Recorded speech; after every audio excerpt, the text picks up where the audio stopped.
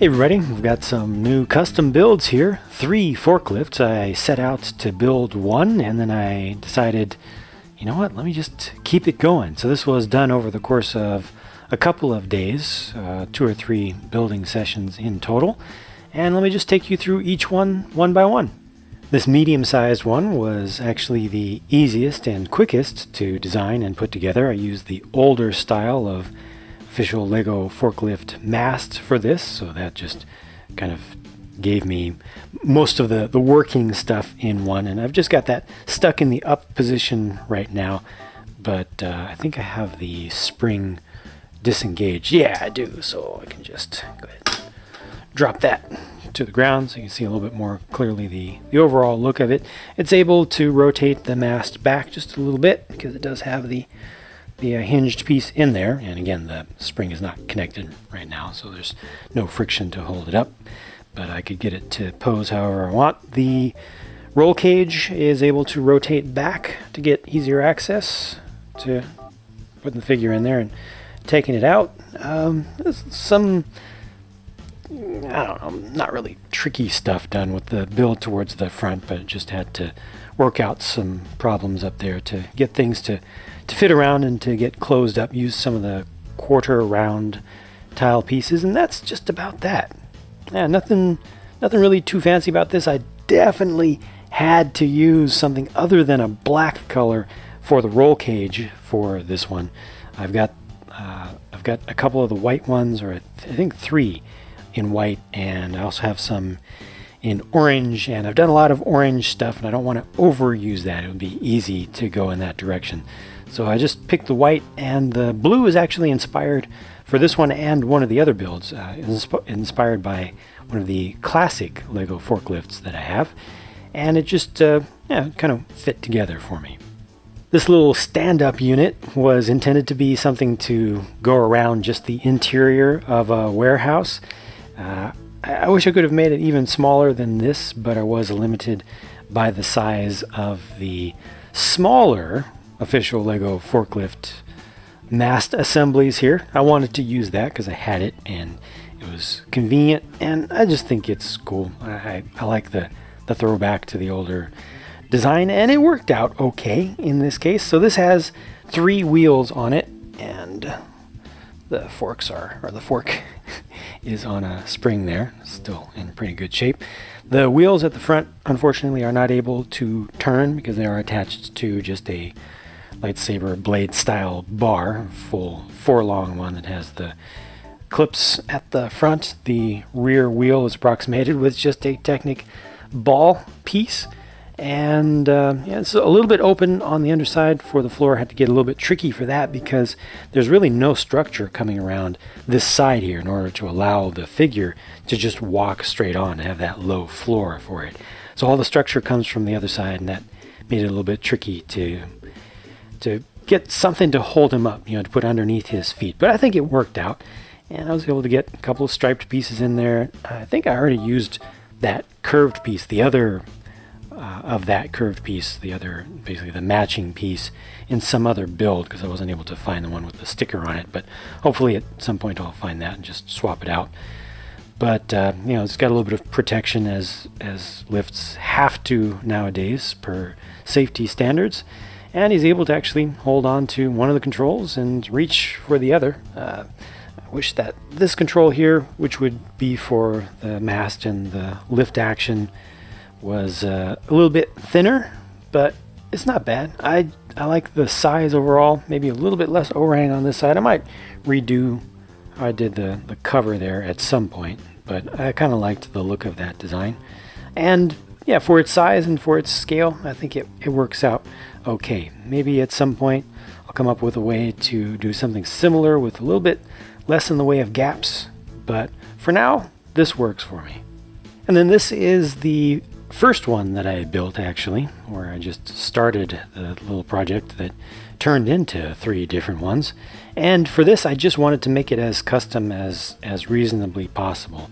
So I went with a custom mast, which is able to be posed up and down, has some pieces on the inside just to give it a little extra depth that can just be removed if I want to pose it in a full up position, but it can be moved up and down, and it is able to also tilt forward and back, although there's not a lot of friction there because this is a 5 stud wide build for the main body. Then it has the 4 stud wide canopy or cabin piece. It's mostly one single piece. I just liked the shape of it and how it looked kind of different from other things. And then the wheels are set 6 studs apart. At least the ones at the rear go to a full 6.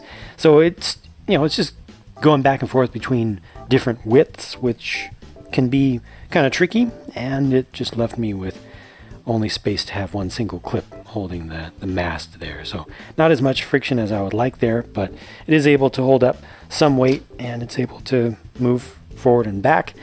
The forks themselves are upside down tiles. I didn't want to have anything thick there because I want to stick with the Lego established standard for pallets to have just a single tile of space, to fit underneath those. I didn't want to change all that up. I like that scale and those proportions. So I just did these upside down because I think that's the only way that you can get something that thin that you can actually attach in a custom build. There might be some ways to do it with half height Technic lift arms, but those look even worse and are even less smooth to actually work. And I think this was a good compromise.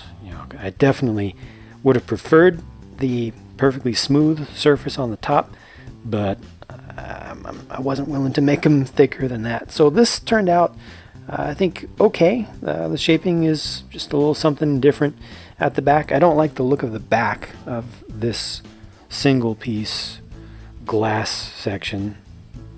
Just those vertical striations aren't as cool as I would like. And maybe the side view mirrors aren't ideal. I don't know. A lot of things I think could be changed with this. I really like how the roof turned out, though. That's just something unexpected. I was just trying to figure out what I could do to bring in some shape up there so that it wouldn't all be just too square and wouldn't have too many studs on it.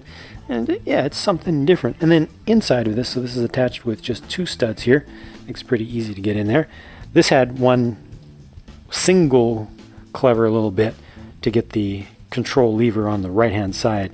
That's a box wrench piece, which is just attached. It just fits in there nicely. It's just attached to the side of a single 1x1 brick that has one stud on one side, which is in turn beneath the steering wheel.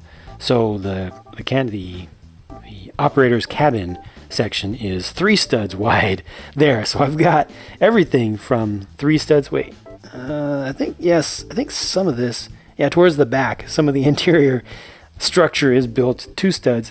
We've got 3 studs here, and then I've got this in 4 studs. Also this part right here in 4 studs, and then going out to roughly 6 with the wheel. So lots of different stuff done for that. Makes it very unique, not necessarily good, but at least unique, which is fun and different. The whole purpose of this was to come up with something different. The forks can be brought all the way down to the ground and beyond, and I think that's just about it for this one. These smaller lift arm pieces at the top that kind of face towards the rear are just there for texture, just to have something different. They just looked better to me putting them on there that way rather than leaving everything completely flat. Doesn't necessarily make sense, but I liked it, so that's why I did it. And these are the 3 official Lego forklifts that I will be replacing with the custom ones. So these will get taken apart and their parts will be used for other things in the future. I will certainly need to make more forklifts for my industrial zone at some point, so I'll be using some of these mast and fork assemblies, especially this one. This more classic one from an older train set. And that's where the blue came from that I wanted to use. This one I actually like the look of from many angles. It does get a little bit thin in the body section towards the rear as I go to that 4 stud wide construction. I think if this had gone to 5 studs at the back instead, it would have looked even better. I really like what they did with the use of chairs to represent the front half fenders there. But I don't like these fork assemblies for a number of reasons. One of them is this that I've shown in every review that uses it. It's a really, really stiff silicone rubber band, and then that's a pretty violent way to launch some cargo if you let go of it. And also they are on the ratcheted hinges at the base, so you only have this ridiculous amount of angled back, and I'd like to be able to just have a little bit, so that's why I went with the smooth action ones on my own designs. And this forklift I think looks pretty cool right about there, including even the wide wheels and the choice of the wheels there, but I don't like how it turns up on the underside. Like, that just doesn't make any sense to me. Is it trying to be a off-road buggy or something?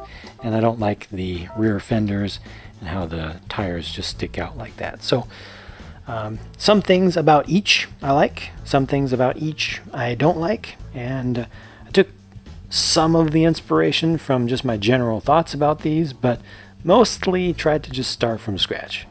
So that takes me 3 steps closer to having my cargo harbor area, my port area, complete and 100% custom. Still a couple things need to be changed out. I still want to add some more action down here, some more liveliness, some more work going on. But yeah, I just felt the inspiration to work on these, and so I did it. And that's that. Thank you for watching. I've got a lot more to come, of course. I'll talk to you again soon.